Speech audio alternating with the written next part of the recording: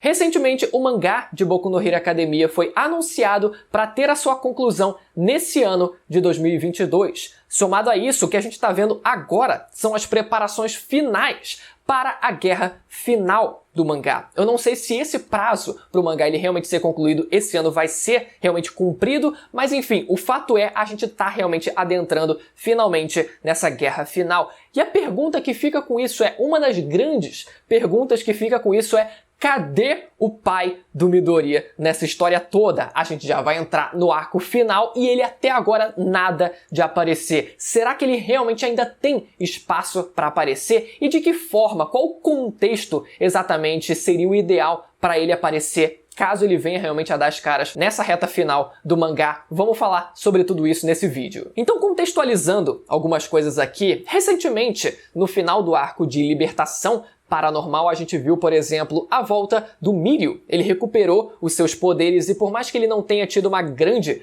participação ali no final daquele arco, ele conseguiu recuperar os seus poderes, o que era algo muito esperado pelos fãs. A gente teve meio que esse fanservice, que era algo que as pessoas queriam muito, sendo concluído. Por outro lado, a gente viu agora, muito mais recentemente, o plot do traidor da Yue também sendo ressuscitado. Não foi a Garota Invisível, acabou no fim sendo o Aoyama, mas de qualquer forma está sendo agora trabalhadas as consequências dessa revelação desse traidor da Yue. Também durante a guerra a gente viu a revelação de que o Dabi era realmente filho do Endeavor, irmão do Shoto. Era algo muito esperado e muito óbvio, mas que também foi trazido à tona. Mas cadê o desgraçado do pai do Midoriya? Será que só esse fanservice vai ser deixado de lado? Com certeza não vai, e ele vai sim aparecer em breve. E o primeiro ponto a ser discutido aqui é sobre o elemento pai do protagonista de shonen. Afinal, é um clichê muito clássico o pai do protagonista do shonen ser alguém muito grandioso ou ser alguém pelo menos importante para a obra. Por exemplo, a gente tem aqui o Jin, o pai do Gon em Hunter x Hunter, ou o Dragon, o pai do Luffy em One Piece, ou o Minato, o pai do Naruto no anime de Naruto. Todos esses pais, eles têm um hype muito grandioso e são muito poderosos, né? Eles têm esse hype muito grande, são figuras muito grandes dentro da sua própria história. Por outro lado, a gente tem pais de protagonistas de shonen que não têm um hype tão grandiosos e tão hypados assim como, por exemplo, o Grisha, o pai do Eren, ou, por exemplo, o Tanjiro, que é o pai do Tanjiro em Kimetsu no Yaiba, né? Os dois aqui, por exemplo, eles não são extremamente poderosos, ou pelo menos não tiveram a sua força extremamente bem explorada, mas eles ainda tiveram uma função dentro do plot, né? Então, resta a questão, será que o pai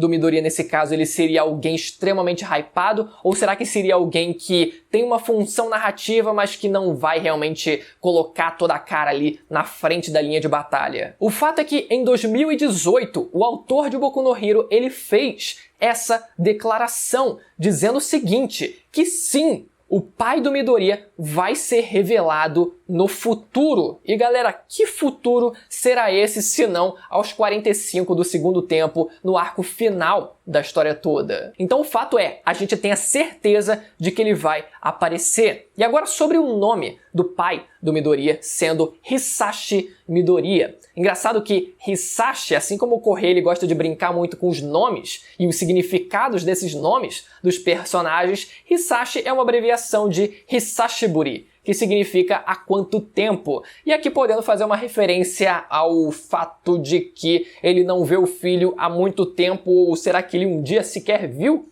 o filho dele? Mas vai ser muito engraçado quando ele aparecer de volta na história e ele disser pro filho dele, Hisashiburi Dana. E isso sendo óbvio, né, um joguinho de palavras ali com o nome dele sendo Hisashi. A gente sabe também que vários dos nomes dos personagens em Boku no Hero também representam de alguma forma as suas individualidades. Só que no caso do pai do Midoriya, fica meio difícil da gente deduzir isso, da gente fazer alguma semelhança, porque a gente já sabe, a gente já tem também a definição de que ele tem a habilidade, a individualidade de cuspir fogo. A gente não sabe exatamente o nome dessa individualidade ou até a proporção que essa habilidade consegue tomar, se consegue ser uma chama que supera até mesmo as chamas do Endeavor ou até mesmo do Dabi, que consegue até produzir chamas de coloração azul. Isso a gente não tem conhecimento, a gente não tem noção da proporção da habilidade desse homem. Agora, qual seria o contexto ideal para ele ser introduzido? Porque a gente está vendo a construção de dois lados antagônicos aqui. O lado dos heróis, que, bom, são todos os remanescentes ali, os heróis que continuam trabalhando dentro da UA,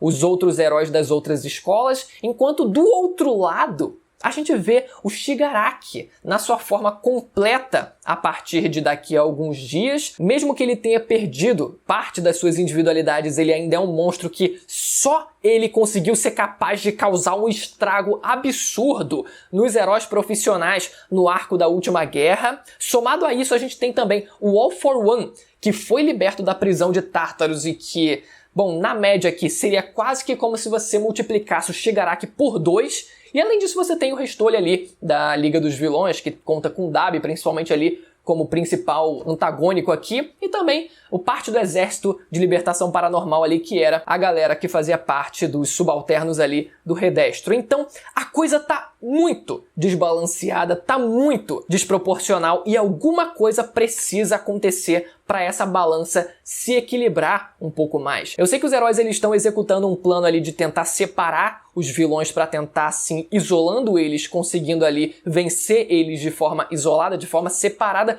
mas ainda assim é um negócio muito difícil da gente conseguir imaginar os heróis vencendo. A gente viu também, num dos últimos arcos, a participação da Star, que era a heroína número 1 dos Estados Unidos e a mulher mais forte do mundo. Ela foi enviada até o Japão para tentar ajudar na situação ali, para tentar conter, prender e, se necessário, eliminar realmente o Shigaraki, que era a maior ameaça que estava ali prejudicando o país. Ela conseguiu quebrar o protocolo e sair antes mesmo de que ela fosse autorizada de conseguir ir até lá, de poder ir até o Japão. Ela quebrou esse protocolo e foi até lá. Ela acabou não conseguindo executar a sua missão, ela foi derrotada e foi morta pelo Shigaraki, conseguiu ali nerfar, apagar uma parcela das suas individualidades, mas ainda assim ela não conseguiu. E a consequência disso foi que os outros países que também tinham a intenção de alguma forma se dispor a ajudar o Japão, cancelaram a ida até o Japão, cancelaram a ida dos heróis profissionais internacionais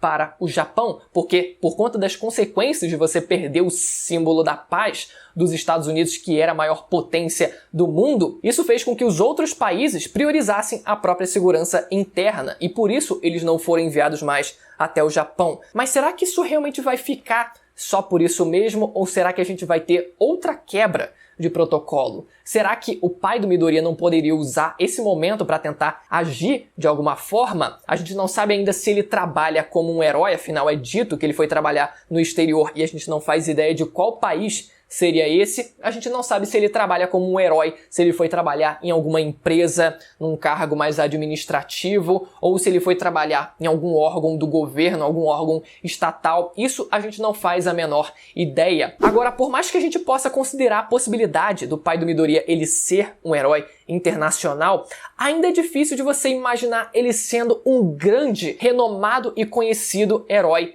E essa informação não ter chegado até o Midoriya, por mais que todo o plot esteja muito fechadinho ali, sempre foi muito fechadinho dentro do Japão, seria muito difícil da gente imaginar ele nunca tendo ouvido falar do próprio pai. Nos exemplos que eu trouxe aqui, inclusive do Jin, do Dragon e até, por exemplo, do Minato, porra, eles tinham um hype reconhecido mundialmente. Eles têm esse hype reconhecido mundialmente e todo mundo conhece os caras. Então é difícil da gente imaginar o pai do Midoriya, a não ser que ele tenha escondido o nome real dele, ele não ser também reconhecido e em algum momento da história essa informação, essa comparação ter chegado até o Midoriya. Então, a gente poderia até descartar a possibilidade dele ser um herói, né? Se ele realmente é um herói, seria alguém que trabalharia bem nas encolhas ali, bem, não na linha de frente, não aparecendo tanto assim, mesmo que ele fosse alguém poderoso. E as outras possibilidades que seria ele sendo alguém do cargo administrativo, que conseguiria ali, ó, mexer